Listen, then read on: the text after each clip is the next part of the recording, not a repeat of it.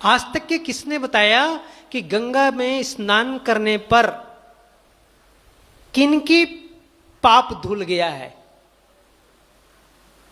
ऐसा देखे हैं कि आप लोग? यहां के लोग देखे होंगे, मैंने तो नहीं देखा। मगर हां, एक गंगा है, उस गंगा में यदि कोई डुबकी लगा ले तो निश्चित पाप धुलता है। वो सर्वविदित होता है और सबकी आंखों में दिखाई देता है। वो गंगा कहां है?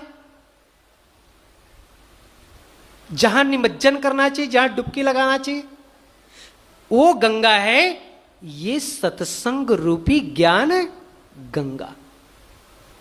इस ज्ञान गंगा में जिसने डुबकी लगा लिया,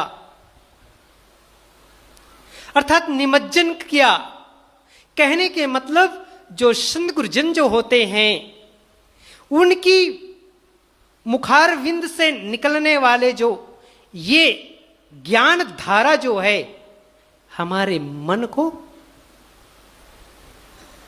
धो डालता है। कैसे? जैसे सत्संग में बताया जाता है कि कोई पाप करो मत तो भगवान आपके पास दर्शन देंगे, आपके पास आएंगे। आप कोई पाप ना करो तो ईश्वर की प्राप्ति होगी। कहने का मतलब पाप है क्या? प्रश्न खड़ा होता है कि फिर पाप है क्या? तो पाप है, मोटी मोटी पाप जान लो, बहुत सूक्ष्म चीज नहीं, छोटी छोटी पाप, छोटी छोटी पाप है झूठ बोलना, सबसे बड़ी पाप झूठ। और सदगुरु कबीर साहब जी की रास्ता क्या है? सत्य की रास्ता है। इसीलिए तो सब लोग यहां जितने बैठे हैं, ये सब सतनाम की जाप करते हैं ना। ये जाप करने से पाप नहीं धुलेगा, काम करने से पाप धुलेगा, अर्थात सत्य बोलने पर पाप धुल जाएगा, संत कह रहे हैं। और संत की बात यदि हमारे दिमाग में आ गया कि मुझे जीवन में किसी भी प्रकार का कोई झूठ बोलना नहीं चाहिए, और झूठ बोलने से पाप होता है, संत ने यह भी बता दिया। यदि ये पाप यदि हमारे अंदर में लग गया तो फिर वो पाप कभी धुलता नहीं है। ये झूठ को बचाने के लिए, एक झूठ से बचने के लिए आदमी पूरे जीवन भर झूठ ही झूठ बोलते रहता है। इसलिए झूठ बोलना महापाप है। हिंसा करना पाप है। हिंसा मतलब, हिंसा किसी जीव को मारो मत, किसी जीव को सताओ मत। यदि हम किसी जीव को सताते नहीं, किसी जीव को मारते नहीं हैं, तो मान के चलो कि हम हिंसा नहीं कर रहे। मगर यह भी अकेला किसी जीव को मारना ही हिंसा नहीं है। उससे भी बड़ी हिंसा यह है कि किसी के लिए कड़वे वचन बोल करके किसी के दिल को दुखाना, यह भी क्या है? हिंसा है। संत इस प्रकार से सिखाते हैं कि शराब मत पियो, अंडा मांस मछली ना खाओ।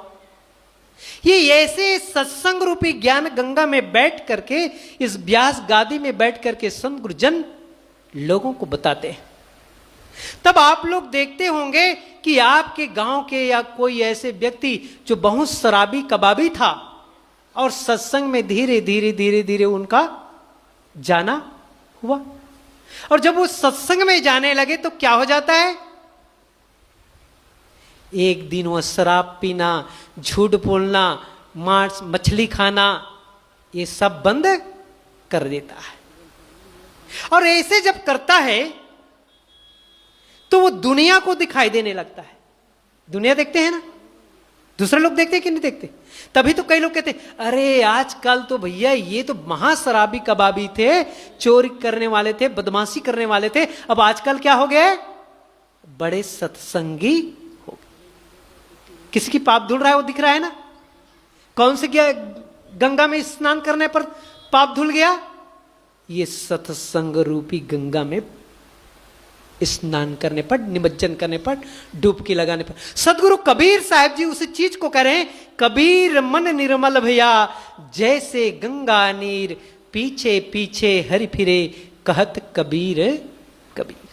आप अपने मन को इस प्रकार से पवित्र कर लो, निर्मल कर लो, शीतल कर लो, तो आपका मन जब शीतल हो जाएगा, पवित्र हो जाएगा, तो देखना कि प्रभु आपके पीछे पीछे दौड़ेंगे, आएंगे। यह भी आप लोगों ने देखा क्या? किसी के मन पवित्र हो गया है, उसके पीछे पीछे प्रभु हरि आते हैं, ये देखे हैं आप लोग? नहीं देखे?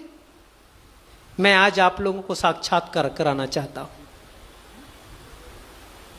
आज आप, क्योंकि सदगुरु कबीर कहते हैं, तू तो कहता कागज की लेखी और मैं कहता हूं आंखन देखी। मैं आंखों देखी बात कर रहा हूं भाई। कैसे? अब आप लोग जानो कि वो किसके मन पवित्र है और शीतल है, तो ये संत गुरुजन है, इनके मन पवित्र है, इनके तन पवित्र है। अब इनके दर्शन के लिए हरि आते हैं। हरि मतलब भगवान है ना। ये सब कितने लोग जो आए हैं, आप लोग भगवान हैं कि नहीं है? आप लोग भगवान हैं कि नहीं है? अरे जोर से बोलो। हैं। आप कबीर हैं कि नहीं हैं? अरे कई लोग घबरा गए कि कैसे हम कबीर हैं। सदगुरु कबीर साहब को उसी मंच पर पुनः पूछा गया था कि हे सदगुरु कबीर साहब जी, कि परमात्मा कहां मिलेगा? तब उसने क्या कहा था?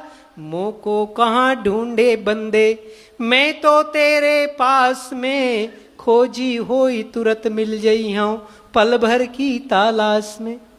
पल भर की तलाश में कहां है? आपके अंदर में है। वो कौन है? वो कबीर। कौन है वो गुरु, वो सदगुरु? ये जो बुलवा रहा है वो सदगुरु है, वो गुरु है। ये गुरु नहीं तो ये बोल रहे हैं, बोलेंगे क्या?